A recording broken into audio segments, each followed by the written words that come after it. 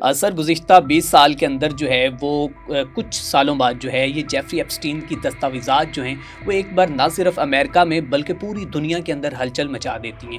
تو ایک بار پھر امریکی محکمہ انصاف نے ان دستاویزات کو پبلش کر دیا ہے.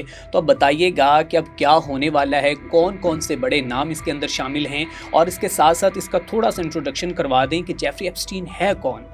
جی ارسلان, یہ ایپسٹین فائل کی بجائے انہیں ایپسٹین لائبریری کہا جائے تو مجھے لگتا ہے وہ زیادہ بہتر ہوگا. ٹھیک ہے. 35 لاکھ صفحات, 1,80,000 تصاویر, 2,000 سے زیادہ ویڈیوز, اور ابھی بھی کہا جا رہا ہے یہ ٹپ آف دا آئس برگ ہے. ابھی بھی ڈپارٹمنٹ آف جسٹس جو محکمہ انصاف ہے اس نے اتنی زیادہ فائلز ریلیز نہیں کی جتنی اس نے ہولڈ کر کے رکھی ہوئی ہیں. آپ سوچیں 20 سال, جس طرح سے آپ نے انٹرو میں بتایا, 20 سال اس کی انکوائری ہوتی رہی ہے. بالکل بالکل. تو جو اب آپ پوچھ رہے تھے نا یہ کون ہے, یہ خفیہ نظام کا ایک ایکس رے ہے جو ابھی دنیا کے سامنے آیا. اور جیفری ایپسٹین اس عالمی نظام کے دروازے پہ لگے تالے کی چابی ہے جس کو توڑنے کی کوشش کی گئی ہے اور جسے مار دیا گیا. اس پہ بھی ہم بات کریں گے کن سرکمسٹانسز میں وہ مردہ حالت میں جیل کے اندر ملے.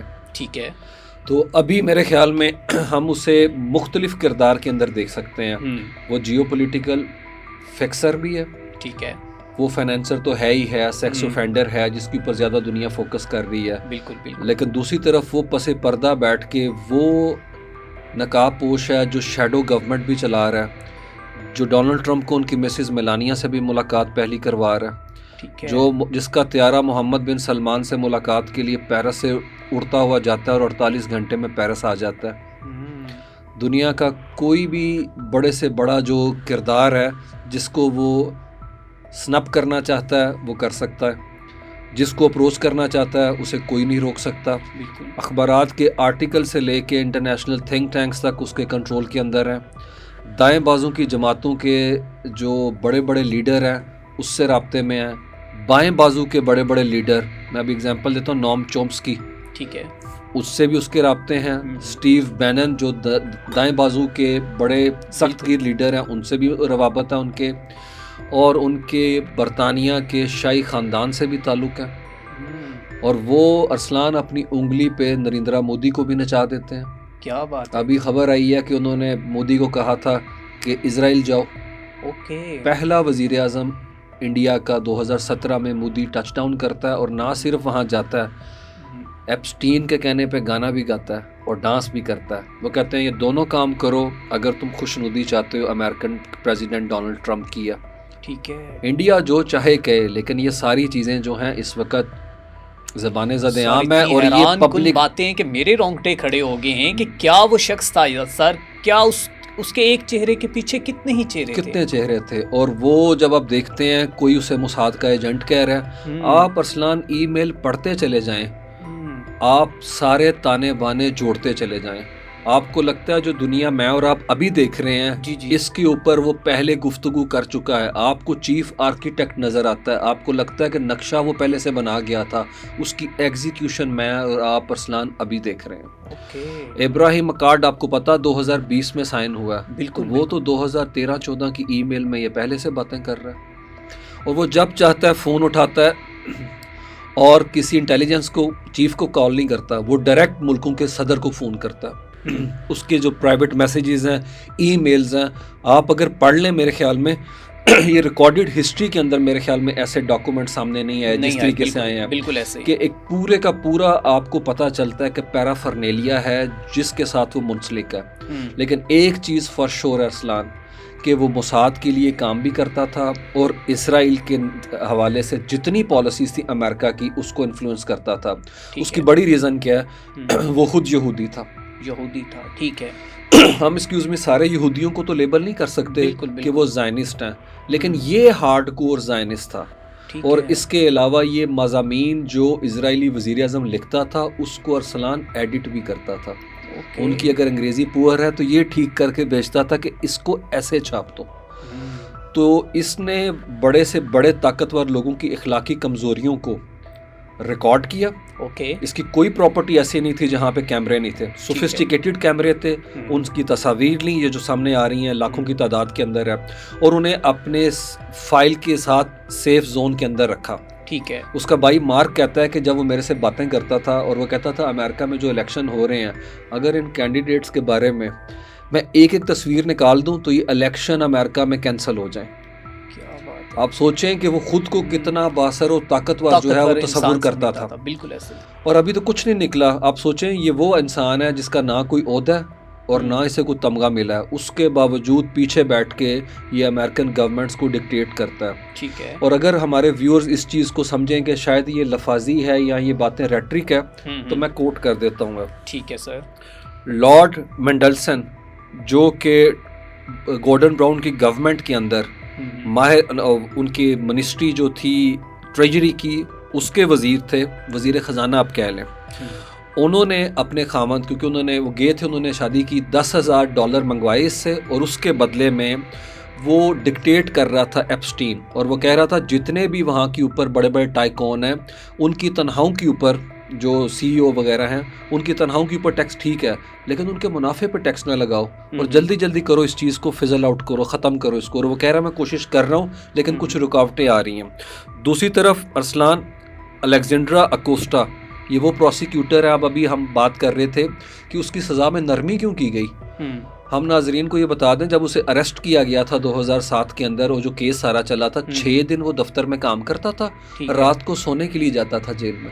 سر یہ تو ایگزامپل ہمارے ریمانڈ ٹکیٹ کی, وہ بھی کہتے ہیں کہ جیل میں ہوتا تھا اور رات کو گھر اس کی بالکل سیم کیس ایسے ہی ہے. اچھا ٹھیک ہے. اور اس کے علاوہ صرف سنڈے کا دن آپ سمجھے وہ صرف سونے کے لیے جاتا تھا, اس کے علاوہ کچھ نہیں تھا. بالکل. اور نرمی اس لیے تھی کہ الیگزینڈرا اکوسٹا جو کہ فلوریڈا کا چیف پروسیکیوٹر تھا جس نے اس کے کیس کے معاملات دیکھے تھے, بالکل, وہ ڈونلڈ ٹرمپ کی گورنمنٹ کا بعد میں لیبر سیکٹری بنا. اب آپ دیکھتے چلے جائیں کس طریقے سے معاملات ہیں. اس کے بعد اس وقت ڈونلڈ ٹرمپ کے جو سیکٹری ہیں خزانہ سے متعلق ہے ہوورڈ لوٹنک, وہ بھی 2012 میں ان کے ساتھ کھانے کھا چکے ہوئے ہیں. ٹھیک ہے. سرونگ کی بات کر رہا ہوں میں. بالکل. اور اس کے علاوہ you name it, Barack Obama کی گورنمنٹ کے اندر جو ان کے منسٹر تھے لیری سیمرز, اور جو ماہر اقتصادیات تھے بڑے فیڈرل ریزروز کے وہ چیف تھے, وہ تک ان کے ساتھ جو ہے رابطے کے اندر تھے. بڑی سے بڑی جو آپ کہہ لیں کہ جو تھنک ٹینکس ہیں ان کے لوگوں تک اس انسان کی ایکسیس تھی. اب ہم یہ سارا کنٹینٹ دیکھنے کے بعد جو ہے ہم دیکھتے ہیں کہ یہ جو ابھی فائلز نکلی ہیں کیا اس میں انکشافات ایسے تھے جس سے ڈونلڈ ٹرمپ کو, اسرائیل کو کسی طریقے سے خطرہ ہو سکتا ہے. تو میرے خیال میں بڑی حد تک اسے کور کیا گیا. It's a cover up operation. اس میں سے میجورٹی وہ ڈاکومنٹس ہیں جو کئی پہلے آ چکے ہوئے تھے. اور انٹرسٹنگ بات یہ ہے ڈپارٹمنٹ آف جسٹس تو ان چیزوں کا ماہر نہیں ہے کہ کیا چیز کاٹنی ہے کیا کرنا ہے. سم ٹائم بلینک فائلز جو ہیں وہ لگا دی گئی ہیں, اور جب اپلوڈ ہوئی تو پتا چلا کہ ایک سائڈ پہ ڈونلڈ ٹرمپ کا نام ہے, دوسری سائڈ پہ نہیں ہے, مطلب ایڈٹ کرنے والے دونوں طرف سے ہٹانا بھول گئے. اور ریسنٹ ہمارے پاکستان کے اندر بھی ایک فیصلے کے اندر بھی 3 سے 4 ملکوں کے نام بھی ایڈ ہو گئے تھے, شاید آپ کو یاد. جی مجھے یاد ہے بالکل. وہ بعد میں انہیں کہا گیا کہ یہ غلطی جو ہے وہ ہو گئی ہے. ٹھیک ہے بالکل. تو یہاں کے اوپر لیکن یہ چلے پاکستانی غلطی ہم مان لیتے ہیں کہ ہمارا تو روٹین کا پیٹرن ہے, لیکن امریکہ کے اندر ہے یہ صورتحال ہے. ٹھیک ہے. اور یہاں پہ آپ کو بتا دیں کہ یہ فائلیں پبلش کرنے کے حامی نہیں تھے ڈونلڈ ٹرمپ ہے. ٹھیک ہے. ڈونلڈ ٹرمپ جب سے آئے ہیں وہ کوشش کر رہے ہیں کہ یہ چیزیں جو ہیں کلاسیفائڈ رہیں, پبلک کے سامنے نہ آئیں. ٹھیک ہے. لیکن ڈیموکریٹس جو ہیں they have been very vocal, انہوں نے بھرپور طریقے سے مہم چلائی کانگریس کے اندر ہے کہ یہ فائلز جو ہیں پبلک ڈومین کا پارٹ بننا چاہیے. ٹھیک ہے. اس کے لیے 2019 نومبر کو لیجسلیشن ہوئی, باقاعدہ طور پہ ٹرانسپیرنسی ایکٹ آیا. بالکل بالکل. اور سوچیں جو لور ان کا اپنا ہاؤس ہے اس میں 427 ایک سائڈ پہ کھڑے تھے جو کہہ رہے تھے کہ ہاں اسے قانون سازی کے ذریعے جو ہے سیفٹی ملنی چاہیے, اور ایک بندہ تھا جو دوسری سائڈ کے اوپر تھا.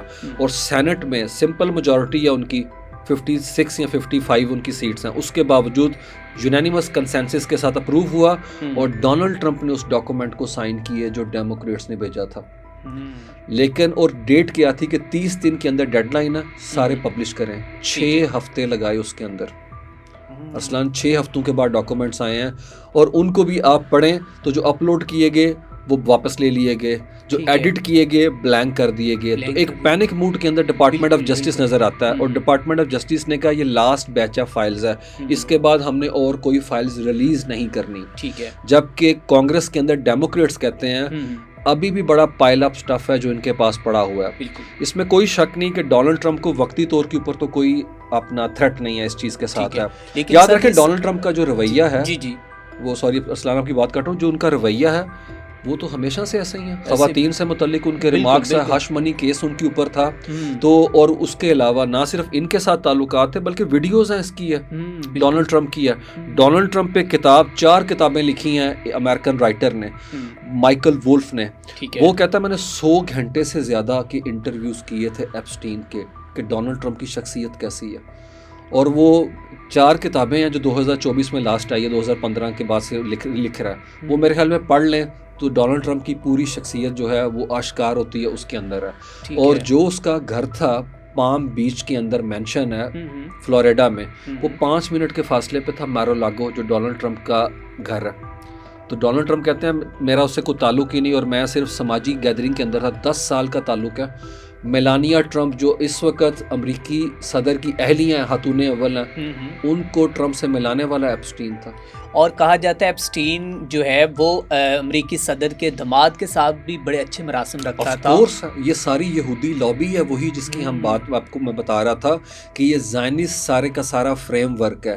اور ابھی جو اس کے اندر ایک اور فائل ہے جو کہ ایک میمو ہے FBI کا، اس میں انہوں نے ایک کانفیڈینشیل ہیومن سورس کو کوٹ کرتے ہوئے کہا ہے کہ پچھلی ٹرم جو ڈونلڈ ٹرمپ کا پہلا دور صدارت تھا وہ خود نہیں چلا رہے تھے، وہ جیرڈ کشنر ان کے داماد چلا رہے تھے.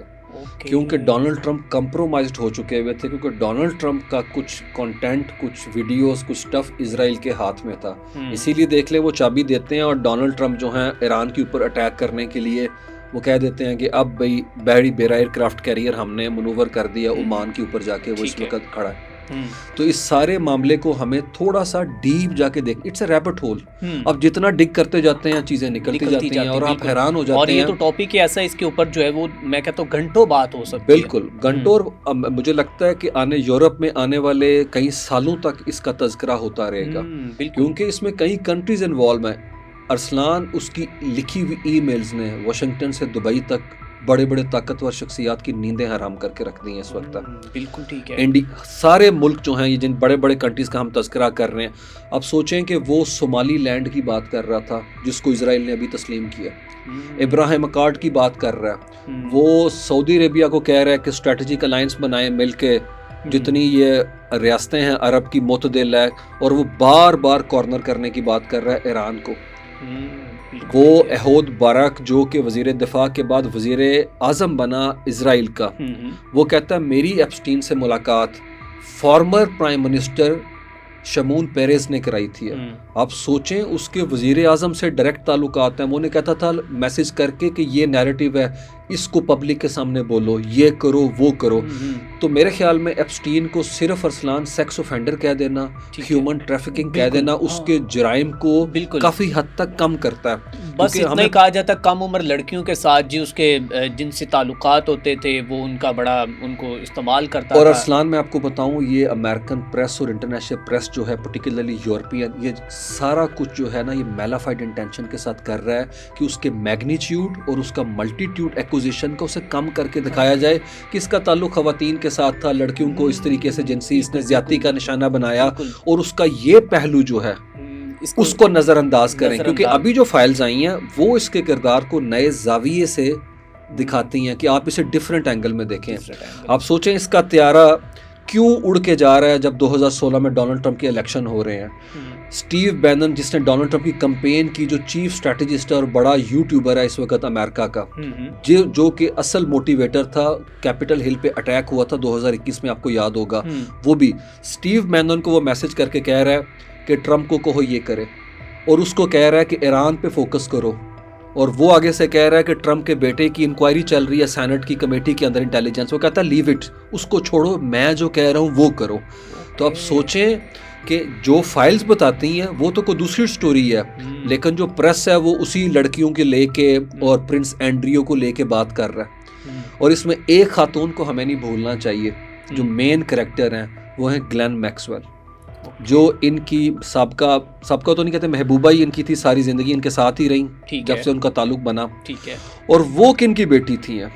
ارسلان وہ رابرٹ میکسویل کی بیٹی تھی جو 1986 کے اندر اسرائیل کی جب سٹوری سب سے بڑا سکوپ جو اس زمانے کا تھا کہ اسرائیل نیوکلیئر ویپن بنا رہا ہے. ٹھیک ہے. اور اسرائیلی جو وہاں کے اوپر آپ کہہ لیں ورکر تھا, اس نے ونونو نے اس خبر کو لیک کر دیا, اور اس نے وہ جو ساری تصاویر تھیں لی ہوئی وہ سنڈے ٹائمز کے اندر چھاپنے کے لیے ان سے بات کی. ٹھیک ہے. اور یہی بات پہلے لیک ہو گئی, اور کیا کیا گیا, اسی خاتون کے والد رابرٹ میکسویل تھا, اس کا اخبار تھا سنڈے مرر, اس نے یہ تصاویریں یہ کہہ کے چھاپ دیں یہ تو کسی ایگ فیکٹری میں سے لی گئی ہیں, یہ تصویریں تو نیوکلیئر ریئیکٹر کی ہیں ہی نہیں ہے. اس کی ریزن کیا تھی, وہ بھی کام کرتا تھا اسرائیلی ایجنٹ تھا موساد کے لیے. ٹھیک ہے. اور اس کی بیٹی ہے, یہ خاتون ہے, وہ اپنے یاٹ کے اوپر مارا گیا جب یہ ساری چیزیں کافی لیک ہونا شروع ہو گئیں, اس کی اسرائیلی کنیکشن, اور وہ بھی زائنسٹ تھا, وہ بھی یہودی تھا, اور وہ ہولوکاسٹ کا سروائیول تھا. بلکہ اس کی اتنی ٹائز تھیں کہ مرا وہ موراکو کے اندر سمندری حدود کے اندر اپنے یاٹ سے گر کے, لیکن وہ دفن یروشلم کے اندر ہے. آپ کو چیزوں کو ڈگ کرنا پڑے گا. اسی کی بیٹی ہے یہ, اور یہ برٹش سوشلائٹس تھی, پیسہ ان کے پاس تھا, ملتے تھے لوگوں کے ساتھ, بڑے بڑے کے ساتھ.